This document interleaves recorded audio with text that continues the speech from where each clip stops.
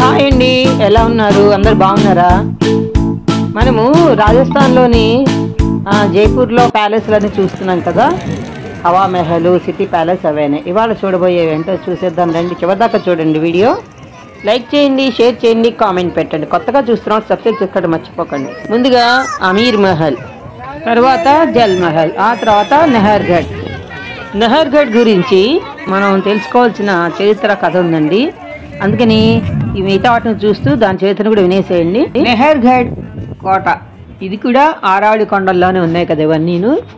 మరి జైపూర్ నగరానికి వెళ్ళినప్పుడు వీటిని చూడొచ్చు.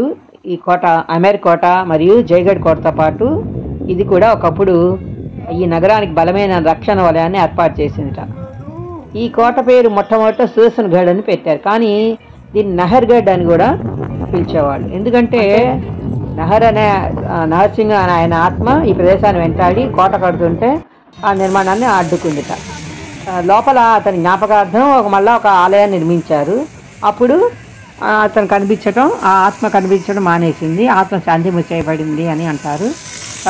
ఆ రకంగా అది ఈ కోట అతని పేరుతో ప్రసిద్ధి చెందినని చారిత్రక నిర్ధారణ. ఈ కోటకి కొన్ని చారిత్రక సంఘటనలు ఉన్నాయి. ముఖ్యంగా 18th సెంచరీలో సిపాయిల తిరుగుబాటు జరిగింది కదా 1857లో.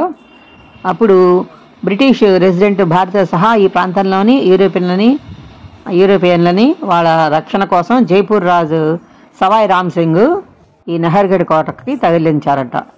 ఈ కోటలో అప్పుడు 1868లో సవాయ్ రామ్ సింగ్ పాలనలో కొంచెం స్ప్రెడ్ చేశారు, విస్తరించారు ఈ కోటని, ఇంకొంచెం పెద్దగా చేశారు.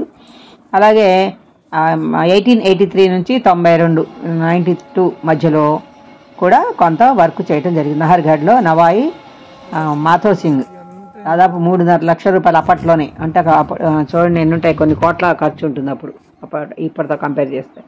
అనేక రాజభవనాలను నిర్మించారట. అది ఈ రకంగా అక్కడ మరి రాజులు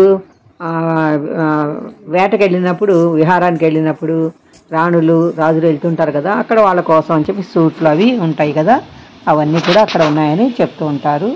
సో చివరికి 1944 వరకు అది వాళ్ళ దగ్గరే ఉంది రాజుల హయాంలో. ఆ తర్వాత జైపూర్ రాష్ట్ర ప్రభుత్వ అధికారంలోకి వచ్చిందని చెప్తూ ఉంటారన్నమాట. ఇక్కడ సినిమాలు కూడా తీస్తారు. రంగ్ దే బసంతి అని సినిమా కూడా తీశారు. కొన్ని వేరే సంఘటనలు జరిగాయి, దాని నుంచి ఇది ప్రాముఖ్యత పొందింది అని చెప్తున్నారు చరిత్రకారులు. ఈ కోటల చుట్టూతా సరిహద్దు కూడా చూసారుగా, ఎక్కువ పింక్ షేడే మనకి కనిపిస్తోంది. ఆ జల్మహల్ కూడా చూసారా, పింక్లోనే కనిపిస్తోంది. కొండ మించి మనం కింద నగరాన్ని చూస్తున్నప్పుడు కూడా అన్నీ పింక్ షేడే ఎక్కువ కనిపిస్తున్నాయి. అందుకేనండి పింక్ సిటీ ఆఫ్ ఇండియా అన్నారు జైపూర్ని. మరి ఈ వీడియో బాగుందా? మరి నచ్చినట్టయితే లైక్ చేయండి, షేర్ చేయండి, కామెంట్ పెట్టండి. కొత్తగా నా ఛానల్ని ఇప్పుడే చూస్తున్న కొత్త వాళ్ళైతే తప్పకుండా సబ్స్క్రైబ్ చేసుకోండి. ఒక్కసారి చాలండోయ్, మళ్ళీ నొక్కక్కర్లేదు, నా వీడియో మీకు వచ్చేస్తుంది మీరు సబ్స్క్రైబ్ చేసుకుని ఉంటే. మరి చూస్తున్నానండి అమ్మా వీడియోస్, కుసుమ కుమారి జట్ Kusuma 997. Keep watching my channel. మళ్ళీ కలుద్దాం ఇంకో వీడియోతో.